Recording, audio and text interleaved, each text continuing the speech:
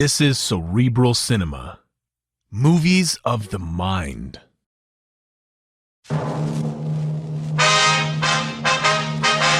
Sound off for Chesterfield.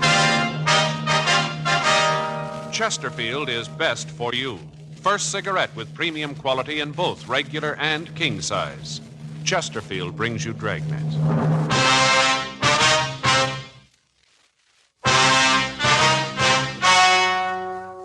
Ladies and gentlemen, the story you're about to hear is true.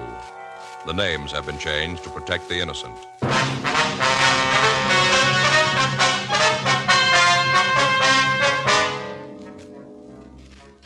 You're a detective sergeant. You're assigned to robbery detail. You get a call from the San Diego Police Department that 3 hold-up men are thought to be heading for your city. You know they're armed. You know they're dangerous. Your job, get them. Years ahead of them all. Chesterfield is years ahead of them all. The quality contrast between Chesterfield and other leading brands is a revealing story. Recent chemical analyses give an index of good quality for the country's 6 leading cigarette brands. The index of good quality table, which is a ratio of high sugar to low nicotine, shows Chesterfield quality highest. Chesterfield quality highest. 15% higher than its nearest competitor. Chesterfield quality highest. 31% higher than the average of the 5 other leading brands. Yes, Chesterfield is first with premium quality in both regular and king size. Don't you want to try a cigarette with a record like this? Chesterfield.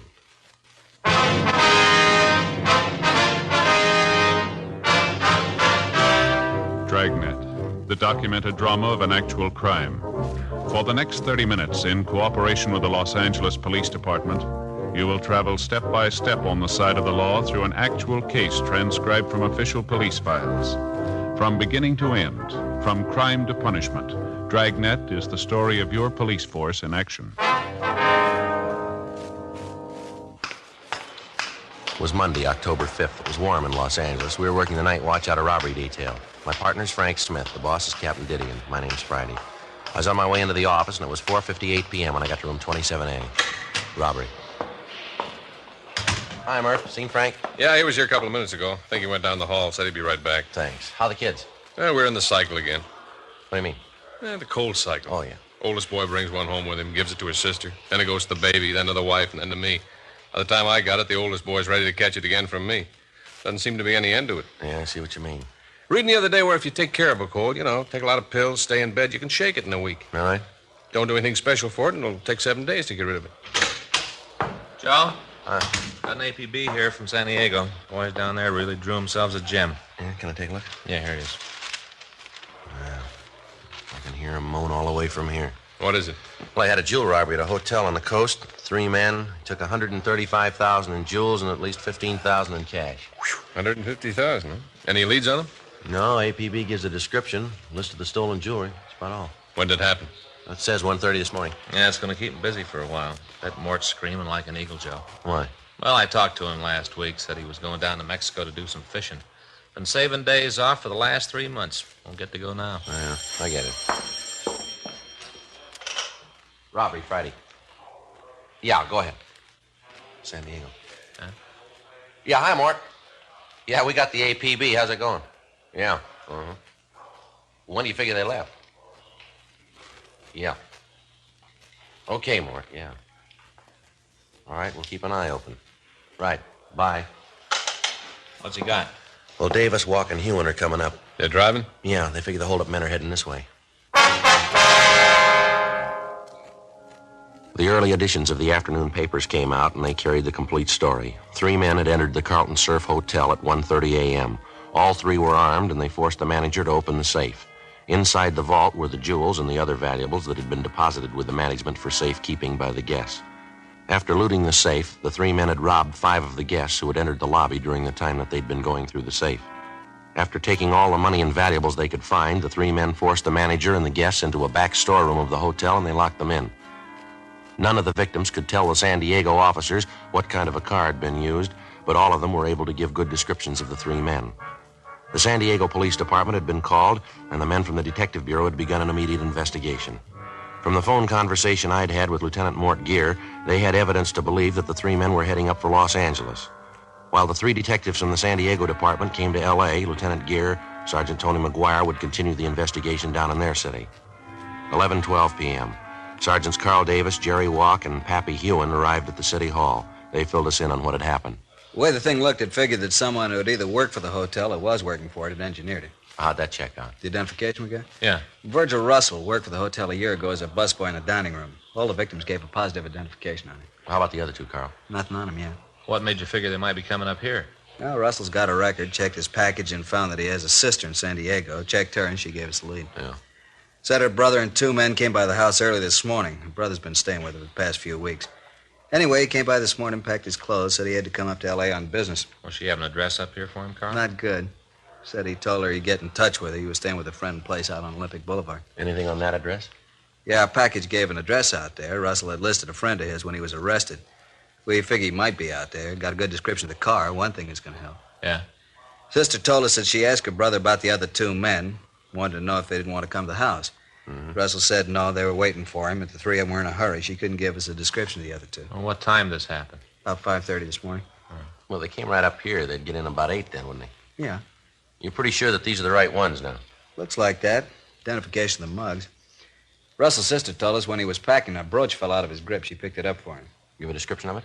Yeah, matches one that was taken from the hotel in the theft. Large diamond with 4 rubies in the setting. Looked real good for the job. You get a broadcast out on the car?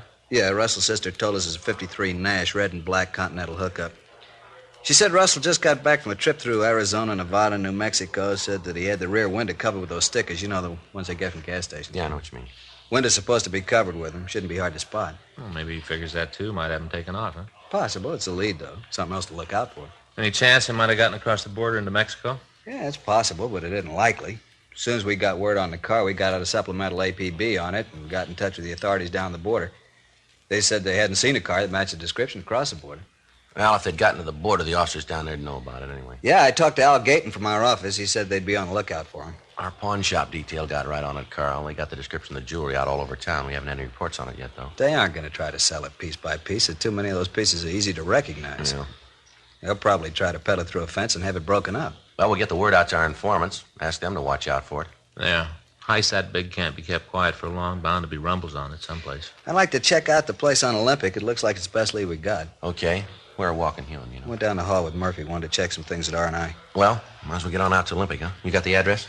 Yeah, you better check the place first. Could be rough. What do you mean? Well, all 3 of them are armed. Russell served time twice before at the joint. Yeah. I don't think he's going to want to go back.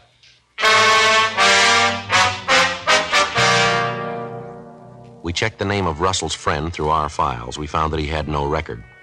We drove out to the address on Olympic and we talked with the neighbors. From them, we found out that it was not a private residence. We talked to the woman who lived next door.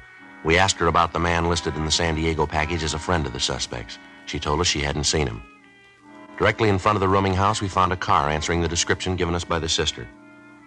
There were no lights on in the rooming house. Walk and Hewen covered the rear of the place. Frank, Carl Davis, and I went up to the front door. Pretty dark. I can't see anybody in there, can you? No, I can't. Check the window, see if I can spot anything. Right, Carl. Well, let's try the door. Yeah.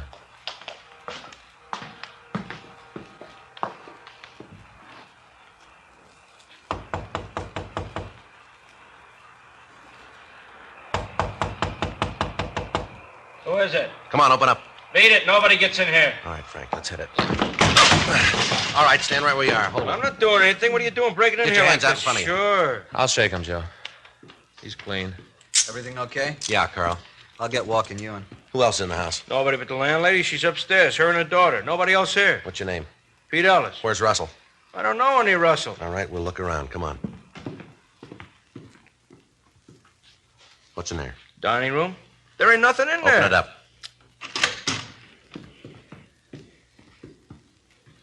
See? Nobody here. Yeah. All right, we'll check the other rooms. Where's this door go? Bedroom. Ain't nobody in there. Open it up. Joe, nobody in the kitchen. Check the back porch. Walk and Davis are upstairs. All right, we'll try this one here. Come on, you open it up. It's locked. I can't get in. There's a key in the door over here. Let's see if it fits. Virgil! Virgil! Get out! Virgil, it's a cop! cops! Get out! All right, get out of the way, you. Come on, let's hit it. Yeah. On the bed, Joe. I see. All right, come on, you out of that bed. Hey, Joe. Yeah. The bottle of sleeping pills on the table here. Yeah, there's an empty bottle of whiskey. I guess he's dead drunk. Upstairs is clean, Joe. Russell, huh? Yeah, he's drunk. I guess we're pretty lucky. Under his pillow there? Yeah. 3 guns.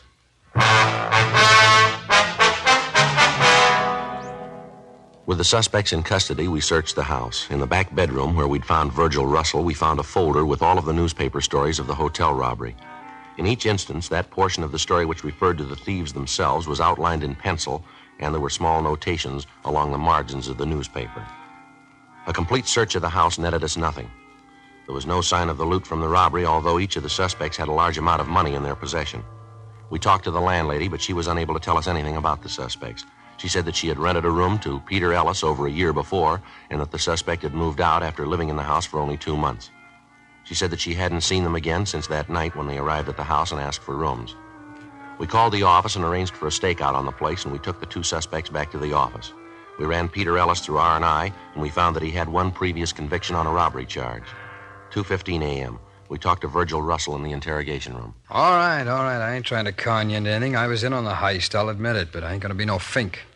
You ain't gonna get any other names out of me. You got the money we found on you from that hotel robbery, is that right? I don't know where else it'd come from. I got no reason to con you about the hotel job. I pulled it. I ain't afraid to admit it. I'm just not turning fink, that's all. Maybe we can get it out of Ellis. He won't tell you anything. You're pretty sure about that. He admits he was in on the robbery. Well, so what? We all had a deal. If any of us got caught, they wouldn't tell about the others. You think Ellis and that other guy'd go that route, standing the arrest alone? Sure. We had an agreement. Oh, come on now. Tell us how much you got for the jewels. You can tell us that and not tell us who the other man is, can't you? Yeah, I suppose so. Isn't any way you could tell if I told you how much we got? How much? 7,000. How much? 7,000. Who set up the deal to sell the stuff? Your partner?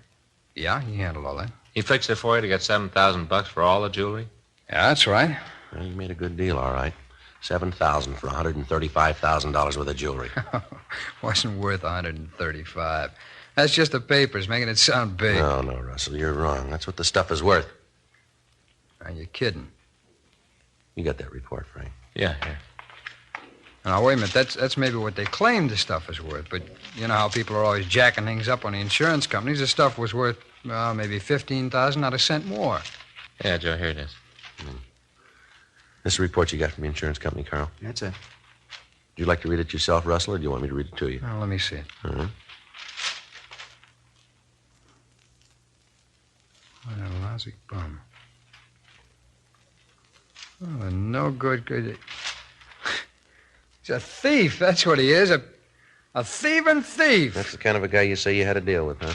Let you think he was doing you a big favor. Some deal, $7,000. If we'd picked him up, he'd have screamed like an eagle. He's your pal, all right. What a no good thief. I can't believe it. Who'd he sell his stuff to, do you know?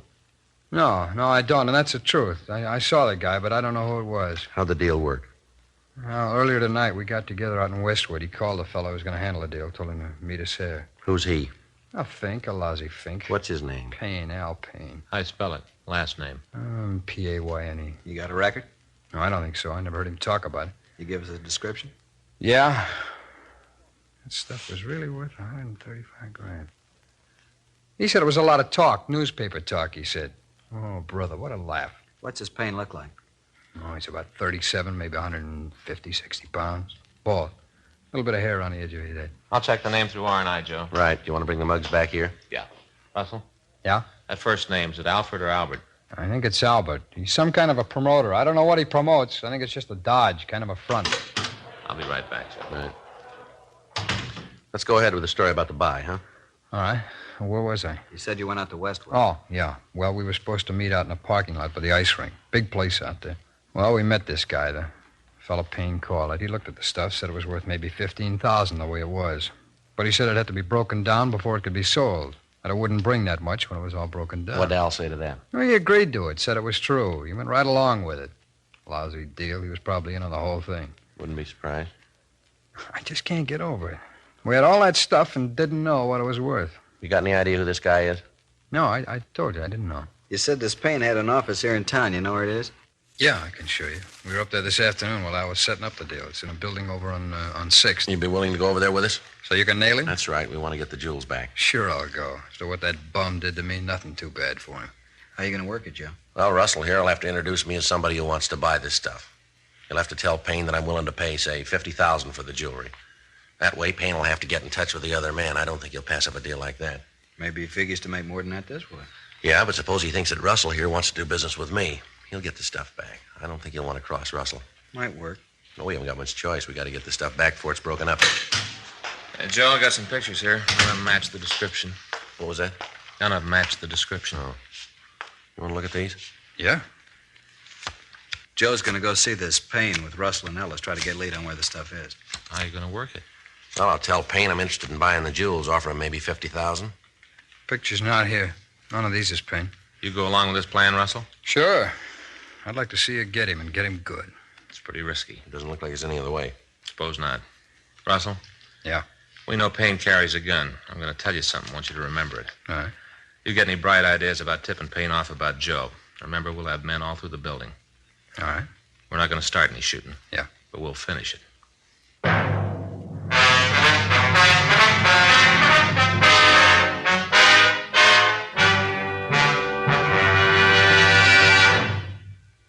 You are listening to Dragnet, the authentic story of your police force in action. Chesterfield is best for you. Just listen to the record. For a full year and 2 months, a doctor has been making regular examinations of a group of Chesterfield smokers, and he reports no adverse effects to the nose, throat, and sinuses from smoking Chesterfields. Don't you want to try a cigarette with a record like this? Chesterfield. First with premium quality in both regular and king size. Chesterfield. First choice with Young America. And that's from a survey of 274 colleges and universities. Try Chesterfields today. Remember, Chesterfield is America's best cigarette buy.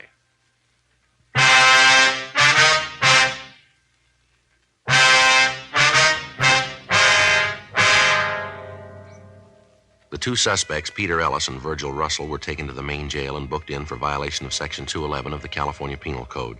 After that, the officers from San Diego, Frank and I, discussed the plan for finding the stolen jewels. It was agreed that I would go into the office building with the suspect, Virgil Russell. To lessen the chances of discovery, I would carry no gun or any police identification. We were unable to make contact that night, so the following morning, we checked over the physical layout of the building. It was 6 stories high and had 1 elevator. There were 2 entrances to the building, one in the front and one that opened off an alley in the rear. Officers were planted at both entrances. Additional men were stationed on each floor. 2 men were on the roof to cut off any possible escape to one of the adjoining buildings. 11:30 a.m. Tuesday, October 6th. Russell called Payne and said that he wanted to see him. Payne told him to come right over to the office. Russell and I got into a car and we drove over. It had been arranged that from the time we entered the building, no one would be permitted to leave until we returned to the main entrance. 11:58 a.m. We got to the office building. We went up to the 4th floor. A sign on Payne's door read, Albert Payne, Investments. Russell opened the door and we walked in. Hi, Virg. What's the bit? Al, like you to meet Joe Ferguson. Joe, glad to meet you. Yeah, same here, Al. Sit down, boys. Now, what's this all about? It's about the stuff, Al. We got to get it back. Now, what's the pitch? I don't even know what you're talking Oh, about. come off it, Payne. Joe here's willing to up the ante for the jewels. How much? I'll go as high as $50,000. I got to see it first. For $15,000 worth of jewels? Papers say it's worth $135. I explained that to you. They up the value. It's all insured. People up the price of the insurance companies. Papers up the price. They sell more papers. I told you. Yeah, and I ain't buying it. I want the stuff back. I never even got my cut of the $7,000. Ellis feels the same way. I told you the money'd be coming. Oh, it ain't coming anymore. I want the stuff back. I don't think we can do that. Most of it's already broken up. No, not much of it could be broken up in the time that he's had it. Guy that bought it isn't going to like it. Well, it's tough. You just tell him to stop breaking it up. Tell him we want it back. Where do you figure to sell the jewels? I don't see where that concerns you. I'm offering you $50,000 for them. That's all you need to know. Come on, Al. Come on. Quit playing games. Let's get on it. You get in touch with the guy you gave them to and get the jewels back. Wait a minute. I got something to say about this. I was in on the job with you. Don't you forget it. I'm only going to say this once more, Payne. You get on that phone and get in touch with your contact. Tell him to stop breaking them up. You set up a meet to get the stuff back. I'll call him. I don't think it's going to do any good. He's probably got all the mountings melted down by this time. Got it all broken up. You call him. Let's see what happens. All right.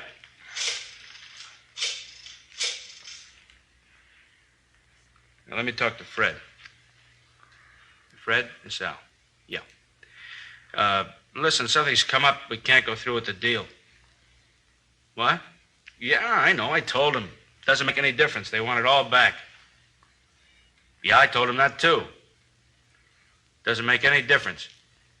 You want the jewels back that have been broken down, too? I told you, Al, I want all of it back. Yeah. Yeah, Freddie says all of it. Okay. And when can you make it? Yeah. All right. Yeah, we'll see you then, right. Okay, bye. They'll have the stuff for you tomorrow night. Why does he have to wait that long? How do I know? He just said he couldn't get it to you any sooner. You should have let me talk to him. I'd have told him. Yeah, sure. How much of it's been broken up? Well, hardly any. Just got started. Fred says it's almost all whole. Who is this Fred? That's none of your business. I asked you a question, Al. You got your answer. Doesn't make any difference who he is. You and your friends loused up the deal. Be happy. You fixed it fine. Well, I'll come out better. Yeah, you better be right. Now, remember, I got a piece of this. I won't forget. What time tomorrow are we going to meet Fred? He said he'd call. Let me know where and when. Well, it can't be any later than tomorrow. I gotta be leaving then. You're going to have the money with you when you pick up the stuff, I'll aren't you? have it. All of it. I don't want any of this down payment. I told you I'd have it. All right, you call me tomorrow about 10, Virgil. I'll let you know the details then. Okay. I hope you're right about this, Virgil. What do you mean? Well, this deal, I don't like it. I hope nothing happens to louse it up. Yeah, so do I.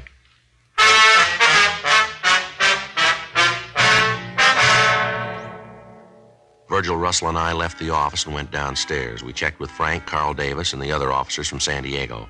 Al Payne was taken into custody and booked in at the main jail on suspicion of violation of Section 211 PC. Then we returned to the office. You find out who has the stuff? Yeah, a fellow named Fred. You know who he is? No, not yet, but we will. How'd you figure that? Payne didn't tell you. Well, I saw the number he dialed when he called Fred. It was a Hollywood prefix. That narrows down the area. I can try the number and see who answers.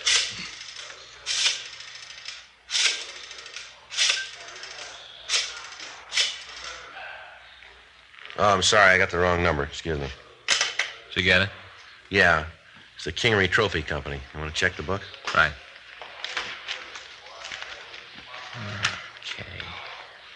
K-I, King, Kincaid.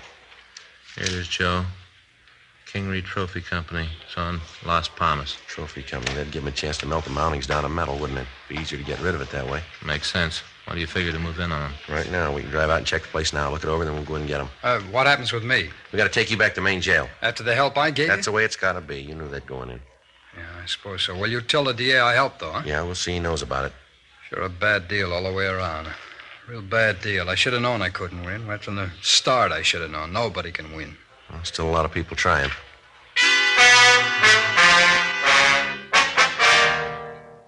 We returned Virgil Russell to his cell, and then we drove out to the Kingry Trophy Company. It was a 2-story building on Las Palmas Avenue in Hollywood. They made trophies and fraternity pins. A large sign on the front of the building advertised that they could duplicate anything in metal. We checked with the neighborhood merchants and found that there was a permanent staff of 4 employees. The company was owned by a Roger Kingry, and none of the neighborhood people could tell us anything about an employee by the name of Fred. 5 p.m. The employees of the plant left the building. 1 man remained. From the description we'd gotten from Russell, we figured that he was the person Payne had called Fred. 6:03 p.m. The lights in the rear of the factory went on, and through the windows we could see the suspect working over a small furnace. On a table off to one side, we could see a quantity of jewelry. Frank, Carl, and I went to the side door of the plant while the other officers covered the remaining doors. All right, you ready? Yeah, let's go. Carl? Yeah. I'll hit the door and grab him before he's got the chance to throw the jewelry into the furnace. Right. All right. Grab him, Carl. He's making a break for it. I got it. Hey, what are you guys doing breaking in here like this? Look at that, Joe. Jewelry matches the description of the stolen stuff. Yeah, looks like it. All right, mister, stand still. I'll shake him. He's clean. I don't know what you guys are doing. I don't know what this is all about. All right, save it. What's this jewelry doing here? That isn't mine. I didn't ask you whose it was. I asked you what it was doing here. Fellas say give me $2,500 if I break it down for him. What's the fellow's name? Guy named Payne said he'd pay me to melt it down for him. You know the stuff was stolen? No, I didn't. He just made the deal to melt it down. Didn't he call you this afternoon and tell you to stop breaking it up? Yeah, and then he called back and told me not to pay attention to what he said. Go ahead with the job. I did like he said. Who else is in this with you? What do you mean? Who else here at the factory? Nobody. I'm the only one. I only did it because I needed the money. I don't know where the jewels came from. I didn't care. It didn't make no difference to me. As long as I got mine, I was happy. I didn't know what it was all about. Looks like most of it's here, Joe. How many pieces did you break down? Took a couple of the pins apart. Didn't have the time to melt any of the mounting down. It's all there. All that Payne gave me. What's your name? Fred Michelson. All right, let's go. I didn't know they were stolen. I didn't know anything about it. I just did a job. That's all. Just a job. Yeah. I didn't even get paid for it. Don't worry about it. You will.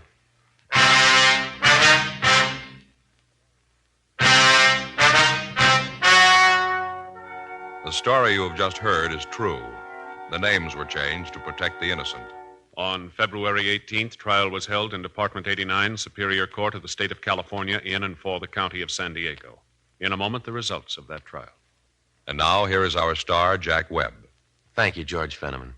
I want to thank all of you for your interest in Dragnet. Thanks very much for your letters. We really appreciate them, and we'll try to keep right on giving you the kind of a show that you like. I want to thank all of you, too, who have switched to Chesterfield. I know you're going to like them, and I know you'll find they're best for you. Now, you folks who haven't tried Chesterfields, I'd like you to pick up a carton tomorrow. Chesterfield. It's a great smoke.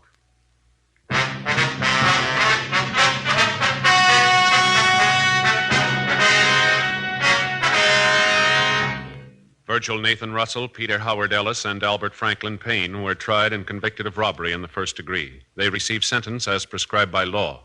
Fred George Michelson was tried and found guilty of receiving stolen property. He received sentence as prescribed by law. Receiving stolen property is punishable by imprisonment in the state penitentiary for a period of not more than 10 years. Ladies and gentlemen, Lieutenant Jack Allen, Los Angeles Police Department. Thank you. On behalf of the Detroit Police Officers Association, I'd like to present this award to Dragnet. I wonder if you'd read it, Mr. Fenneman. Yes, sir. Whereas the radio and television show Dragnet and its writers, producers, and actors most accurately portray the American police officers and their work. And whereas the result of this portrayal has been to give the people of this country a new insight into their police departments, bringing with it understanding, sympathy, and an aroused public opinion. And whereas Dragnet brings credit to the men and women of the police forces throughout America, therefore we, the Detroit Police Officers Association, representing the patrolmen, detectives, and policewomen of Detroit, hereby cite and commend the show Dragnet and its star Jack Webb, who plays the part of Detective Sergeant Friday, as the finest and most accurate police program both on television and radio. Signed this date, March 31st, 1953, in behalf of the association by Thomas Duffy, President, Bruce Finney, Vice President, Francis Klein, Secretary-Treasurer. All of us on Dragnet want to thank the Detroit Police Officers Association, and our thanks to you, Lieutenant Allen.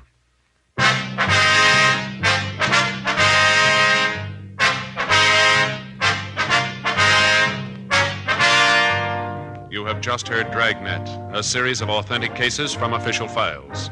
Technical advice comes from the Office of Chief of Police W.H. Parker, Los Angeles Police Department. Technical advisors, Captain Jack Donahoe, Sergeant Marty Wynn, Sergeant Vance Brasher.